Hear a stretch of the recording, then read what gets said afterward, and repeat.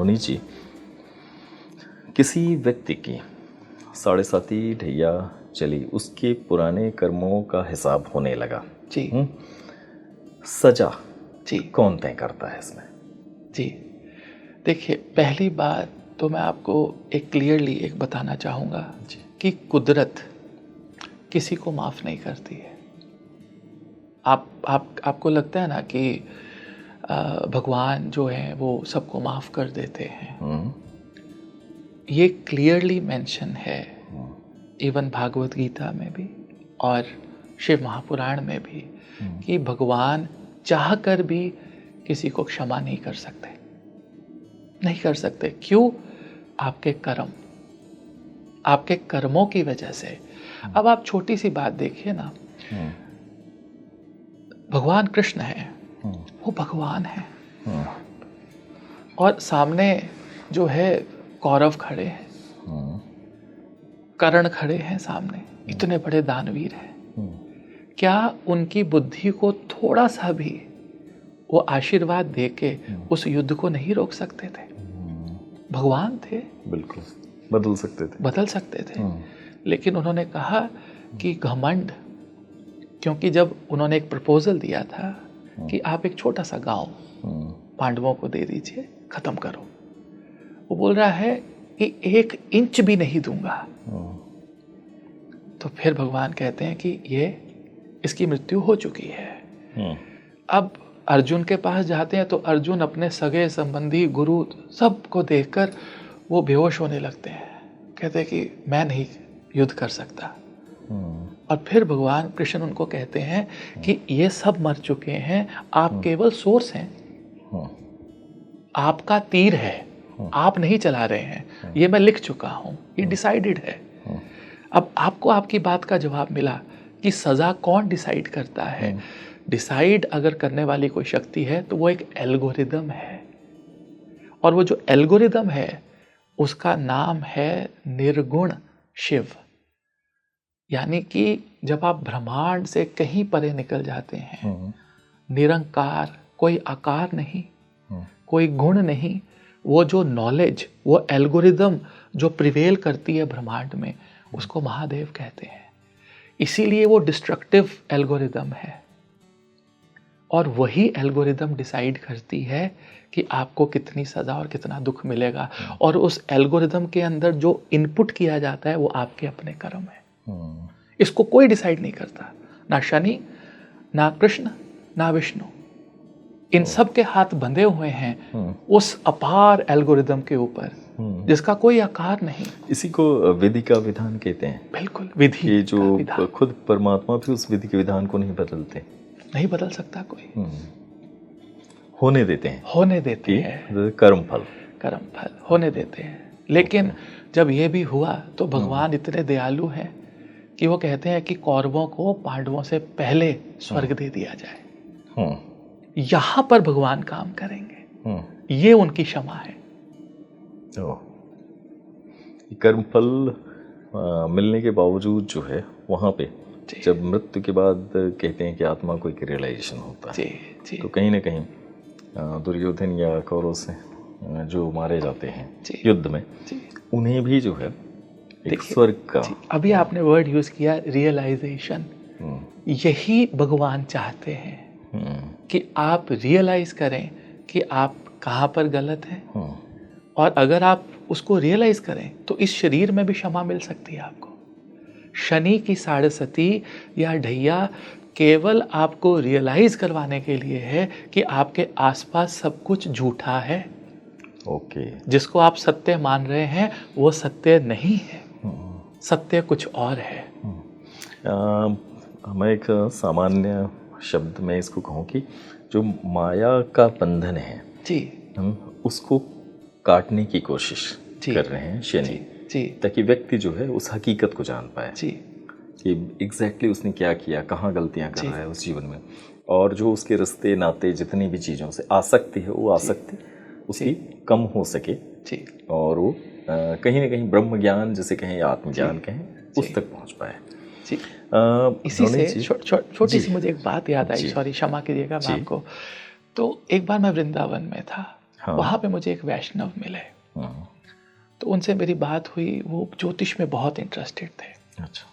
तो उन्होंने मुझे शनि की साढ़े के बारे में पूछा। अब ढैया क्या होता है, जब चंद्रमा से चतुर्थ में या अष्टम में शनि गोचर करते हैं। अच्छा, चतुर्थ एंड जहाँ पर चंद्रमा है वहाँ से चौथे साइन में या अष्टम में शनि गोचर करें तो ढैया। चौथा सुख, अष्टम हिडन चीज़ों की रियलाइजेशन। तो वहाँ पर शनि जाकर फिर से आपको ट्रिगर करते हैं। तो उन्होंने कहा कि प्रभु जी, ये जो शनि का ढैया है या साढ़े है, इसको प्रभुपाद जी बहुत पॉजिटिवली लेते थे। तो मैंने कहा आपने कहीं से सुना तो जरा बताइए। तो एक पंडित ने प्रभुपाद को कहा कि आपकी जो शनि की साढ़े आ रही है। तो उन्होंने ताड़ी लगा के हंसना और नाचना शुरू कर दिया कि सारे की साढ़े आ रही है, आप सब लोग मुझे स्वागत करिए। लोग डरते हैं और वो स्वागत कर रहे हैं कि ये तो बहुत अच्छा है कि मेरी साढ़े आ रही है। तो उन्होंने पूछा कि ऐसा क्यों? कह रहे अब मुझे कुछ चीज़ों की रियलाइजेशन तो होगी कि मेरा कौन अपना है और कौन पराया, मेरा क्या है और मेरा क्या नहीं है, मैं कहाँ सही हूँ और मैं कहाँ गलत। इसकी रियलाइजेशन तो मुझे कोई ग्रह करवा ही नहीं सकता। इससे अच्छी चीज़ क्या होगी? पत्नी जिसके लिए आप आप जान भी दे सकते हैं, आपके बच्चे, आपका मित्र, आपका बिजनेस, आपकी गाड़ी, आपका स्टेटस जो आपका है ही नहीं, इन सब की रियलाइजेशन साढ़े आपको देती है, आपका ढैया आपको देता है। कि आप जिन लोगों को बहुत क्रोध में बोलते थे और फिर भी वो आपके साथ लोग जुड़े हुए थे, लेकिन सडनली उनको कोई ऐसी अपॉर्चुनिटी मिली कि वो आपकी इतनी सी बात भी नहीं सुन पा रहे। इसकी रियलाइजेशन कि क्रोध का कोई फायदा ही नहीं है, काम का कोई फायदा ही नहीं है, वो रियलाइजेशन तो केवल शनि ही दे सकता है आपको।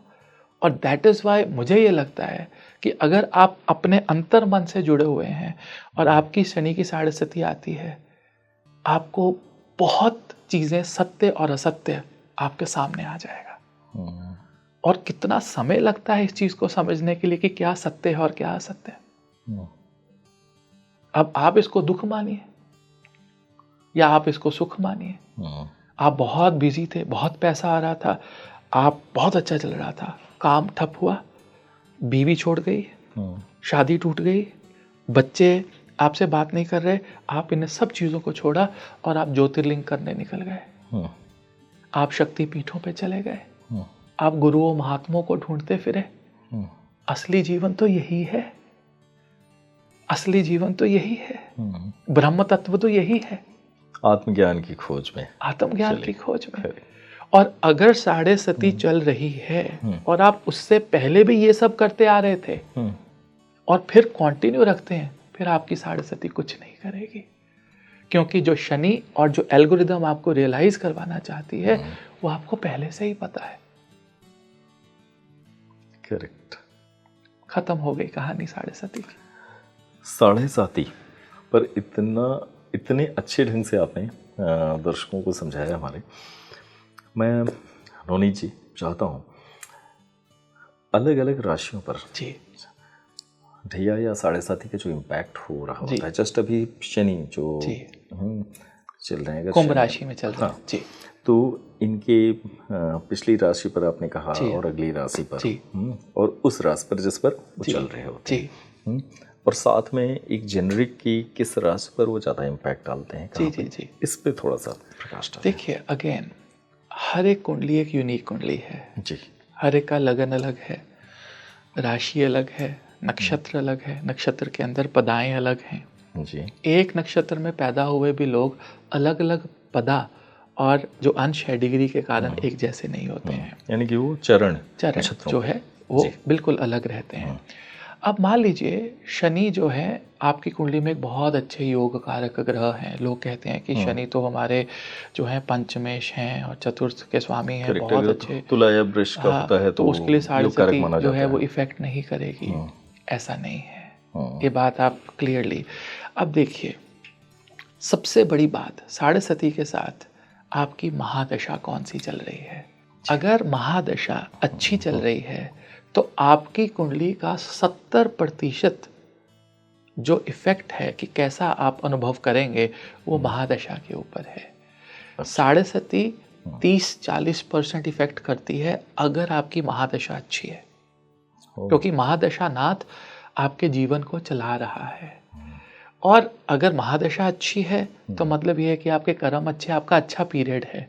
अच्छे पीरियड में साढ़े सती इफेक्ट नहीं करेगी इतना। प्रॉब्लम वहाँ आती है जब आपकी दशा भी खराब है, आपकी अंतर्दशाएं भी खराब हैं, और कहीं ना कहीं पर आपके ऊपर शनि की साढ़े सती का जो है आगमन हो जाए। तो वहाँ पर प्रॉब्लम है। आप इससे नहीं कह सकते कि इस राशि में जो है साढ़े सती। हाँ, भाव जो है कुंडली के अंदर कि शनि किन भावों से गुजरेंगे, वहां से हम रिलेट कर सकते हैं कि किस तरह की दिक्कतें आएंगी। मान लीजिए चंद्रमा सप्तम भाव में है जी, राइट, और शनि की साढ़े सती शुरू हुई जब शनि छठे भाव में आ गए, राइट। तो डेफिनेटली छठा भाव रोग, शोक, कर्जा, ऋण, बीमारी, शत्रु, लिटिगेशंस एक्टिव हो जाएंगी, राइट। सप्तम भाव विवाह, पार्टनरशिप, आपकी जो डेली इनकम है, इनकम 11वें भाव से नहीं देखी जाती, 11वें भाव से प्रॉफिट्स देखे जाते हैं।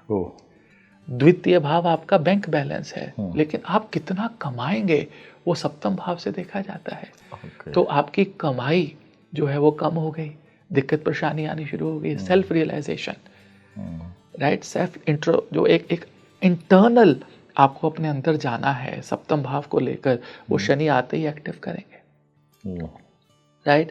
अब कई बार मैंने ये देखा है कि शनि की साढ़े सती में लोगों के पास पैसा आना शुरू हो जाता है, शनि की साढ़े सती में घर बनता है, शनि की साढ़े सती में विवाह होता है। ये मैंने ऐसा सुना है कि बहुत लोगों के लिए बड़ा लाभकारी हो जाता है, बहुत लाभकारी हो जाता है, क्योंकि शनि ने रियलाइज किया कि आपकी जो एल्गोरिदम है जिंदगी की, उसमें आपने बड़े अच्छे कर्म किए हैं, आपने लोगों के साथ कोई ठगी ठोरी नहीं की प्रारब्ध में, ये समय है इनको देने का, राइट। और उसके लिए आपको दशा देखनी है कि आपकी दशा अच्छी है।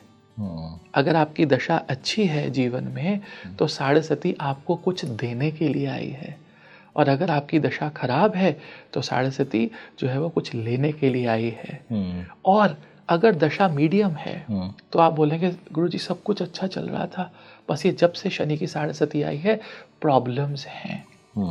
तो इसका मतलब ये है कि रियलाइजेशन आपको करवाने के लिए शनि आए, लेकिन मेंटल तौर पे आपको दुखी रखेंगे, प्रैक्टिकली कोई नुकसान नहीं करेंगे। नहीं, वो रियलाइजेशन करा रहे हैं कि भाई समझो लाइफ को।